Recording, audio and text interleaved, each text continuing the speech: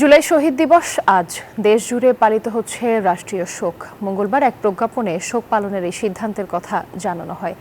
দিবস ঘিরে দেশের সব সরকারি, আধা সরকারি ও স্বায়ত্তশাসিত প্রতিষ্ঠান এবং শিক্ষা প্রতিষ্ঠান সহ সব সরকারি ও বেসরকারি ভবন এবং বিদেশে অবস্থিত বাংলাদেশ মিশনগুলোতে জাতীয় পতাকা অর্ধনমিত থাকবে। শহীদদের আত্মার মাগফিরাত কামনায় বাংলাদেশের সব মসজিদে বিশেষ দোয়া করা হবে। অন্যান্য ধর্মীয় প্রতিষ্ঠানেও বিশেষ প্রার্থনার আয়োজন করা হবে।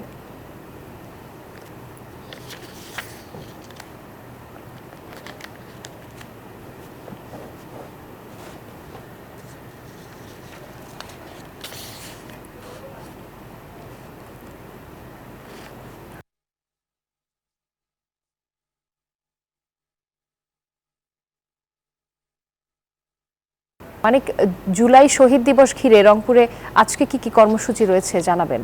শুভ সকাল রুবা। আপনি জানেন যে আজকের এই দিনেই অর্থাৎ জুলাই বিপ্লবের প্রথম শহীদ আবু সাঈদ এই বিশ্ববিদ্যালয় ক্যাম্পাসের সামনেই অর্থাৎ পুলিশের নির্মম গুলিতে নিহত হন।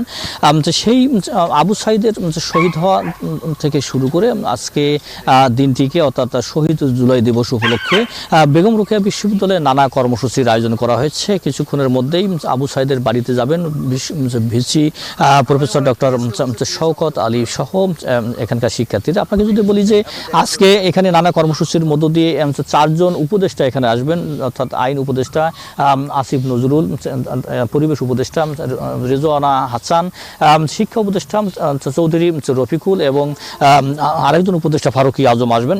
তারা কিন্তু আজকে নানা আলোচনা সভায় অংশগ্রহণ করবেন। সব মিলে এছাড়া নানা কর্মসূচি রয়েছে, ব্যাপক কর্মসূচি রংপুরে রয়েছে। আমি একটু রোকেয়া বিশ্ববিদ্যালয়ের ভিসি আমার সাথে রয়েছেন, একটু ডক্টর শওকত আলী, একটু আপনার সাথে কথা জানতে চাই যে আজকে এই দিনেই শহীদ হন আপনার বিশ্ববিদ্যালয়ের ছাত্র আবু সাঈদ। তো কি কর্মসূচি হাতে নিয়েছেন একটু আমাদেরকে বলবেন। ধন্যবাদ। আমরা বেগম রোকেয়া বিশ্ববিদ্যালয়ের পক্ষ থেকে শহীদ আবু সাঈদের আজকে প্রথম শাহাদত বার্ষিকী উপলক্ষে তার বাড়িতে গিয়ে কবর জিয়ারত করব এবং দোয়া মাহফিল করে আমরা ক্যাম্পাসে আসব এবং আমাদের শিক্ষার্থী এবং কর্মচারী কর্মকর্তা সহ আমরা প্রায় মোর দ্যান 500 আমাদের পার্টিসিপেন্ট তারা কবর জিয়ারত করতে যাচ্ছেন। ওখান থেকে এসে আমরা শোক র্যালি করব। শোক র্যালি করার পরে আমরা আমাদের 3টি সবচেয়ে বড় উদ্যোগ, একটা হচ্ছে শহীদ আবু সাঈদের স্মরণে স্মৃতিস্তম্ভ, আমরা এটা উদ্বোধন ফলক উন্মোচন করব। শহীদ আবু সাঈদের তোরণ এবং জাদুঘর আমার নির্মিত হবে, সেটার ফলক উন্মোচন করা হবে।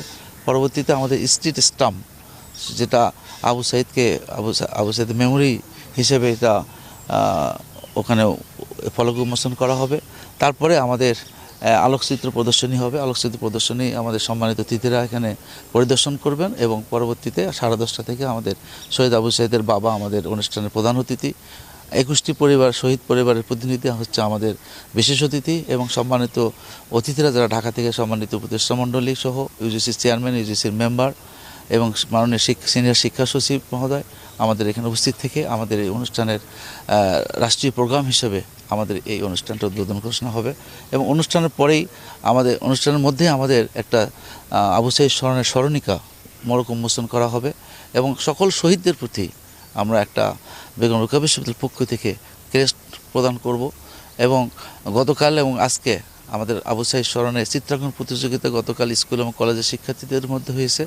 আজকেও আমাদের বেগম রোকেয়া বিশ্ববিদ্যালয়ের শিক্ষার্থীদের মধ্যে চিত্রাঙ্কন প্রতিযোগিতা অনুষ্ঠিত হবে।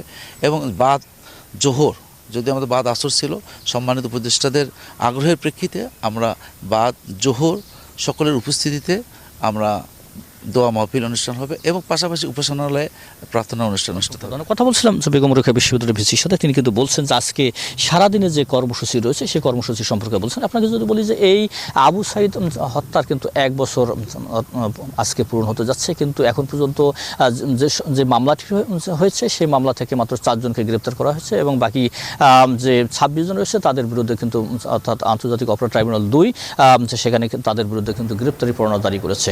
সব মিলে তার বাবা মা কিন্তু চাইছে যে দ্রুত আবু সাঈদ হত্যার বিচার করা হোক। শুধু তার বাবা মা নয়, শিক্ষক থেকে শুরু করে তার ছাত্রছাত্রীরা এবং রংপুরবাসী সবাই চাচ্ছেন যে আবু সাঈদ হত্যার বিচার এবং শহীদ যারা রয়েছেন এবং যারা আহত রয়েছেন তাদের পুনর্বাসন করা হোক। এই ছিল আমার কাছে বেগম রোকেয়া বিশ্ববিদ্যালয় থেকে সর্বশেষ রুবা। মানিক, আপনাকে ধন্যবাদ। বান্ডেল থাকলে প্রতি সেনমানিতে টাকা বাঁচবে। বিকাশ সেনমানি বান্ডিল কিনে জিতুন প্রতি লেনদেনে।